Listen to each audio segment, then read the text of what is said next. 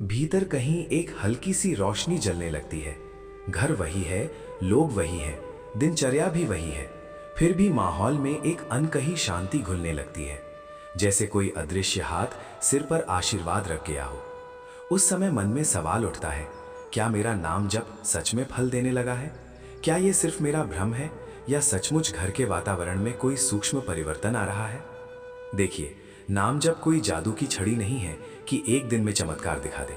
ये तो धीरे धीरे बहने वाली नदी है, जो चट्टानों को भी समय के साथ घिस देती है।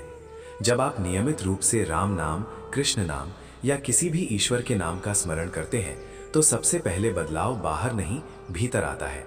और जब भीतर बदलता है, तो उसका प्रभाव घर की दीवारों तक पहुंचने लगता है।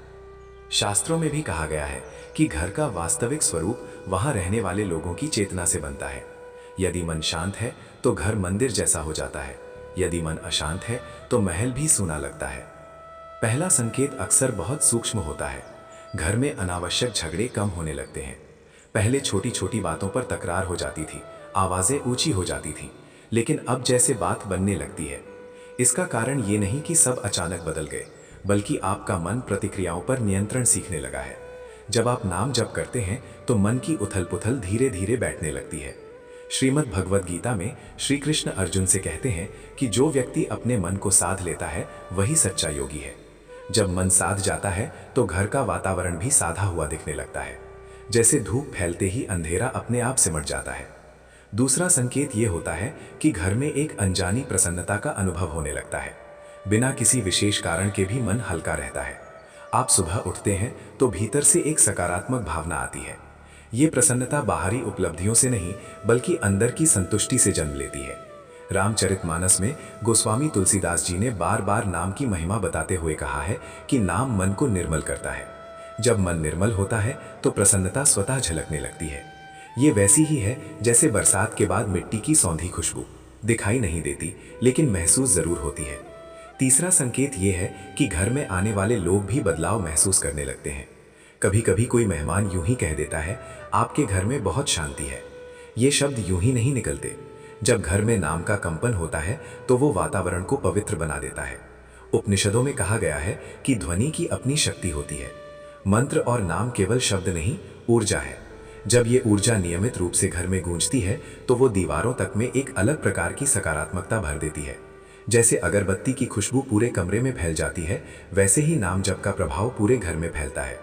चौथा संकेत ये है कि घर के सदस्यों के मन में करुणा और सहयोग की भावना बढ़ने लगती है। पहले जहां केवल मैं था, वहां धीरे धीरे हम आने लगता है।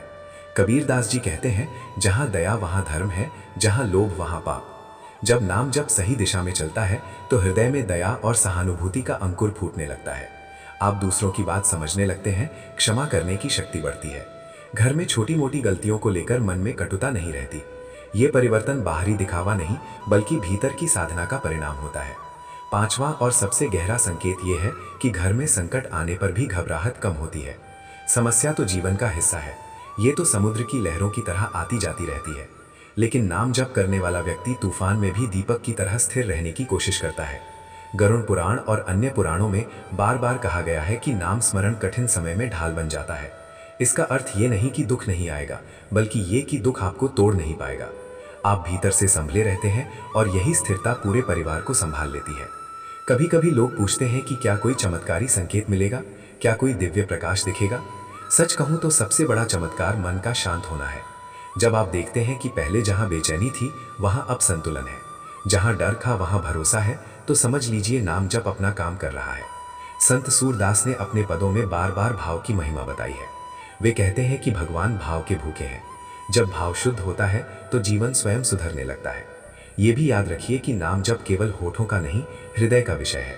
यदि मन कहीं और भटक रहा है और जब केवल औपचारिकता है, तो परिवर्तन भी आधा अधूरा होगा। लेकिन यदि आप सच्चे मन से बिना दिखावे के ईश्वर का स्मरण करते हैं तो उसका असर देर सवेर दिखाई देता है। जैसे बीज बोने के बाद तुरंत पेड़ नहीं उगता, लेकिन भीतर जड़ें जमने लगती हैं, वैसे ही नाम जप की जड़ें भी धीरे धीरे जीवन में फैलती हैं। श्री राम ज्ञान मंत्र पर हम बार बार यही बात साझा करते हैं कि भक्ति का अर्थ भागना नहीं, बल्कि जीवन को बेहतर समझना है। नाम जप आपको वास्तविकता से दूर नहीं ले जाता, बल्कि आपको भीतर से मजबूत बनाता है। जब आप मजबूत होते हैं तो घर भी मजबूत होता है। जब आप शांत होते हैं तो घर भी शांत होता है। ये कोई रहस्य नहीं, ये जीवन का सरल नियम है। अंत में बस इतना कहूंगा कि यदि आप इन संकेतों को अपने घर में महसूस कर रहे हैं, छोटी छोटी खुशियां, कम होता तनाव, बढ़ती करुणा और संकट में भी स्थिरता, तो समझिए आपका नाम जब सही दिशा में चल रहा है। इसे दिखावे के लिए नहीं, बल्कि अपने आत्मिक विकास के लिए करते रहिए। धीरे धीरे आप पाएंगे कि घर सच में मंदिर जैसा लगने लगा है और मन स्वयं एक दीपक बन गया है। यदि ये विचार आपके हृदय को छू गए हों तो इस चैनल को सब्सक्राइब जरूर करें, वीडियो को लाइक करें और अपने अनुभव कमेंट में साझा करें। इसे अपने प्रियजनों के साथ शेयर करें ताकि वे भी इस चिंतन का लाभ ले सकें, और बेल आइकन दबाना ना भूलें ताकि ऐसे ही भावपूर्ण और जीवन से जुड़े विचार आपको आगे भी मिलते रहें। ईश्वर आपका मार्ग प्रशस्त करें और आपके घर में सदैव शांति और नाम की मधुर ध्वनि गूंजती रहे।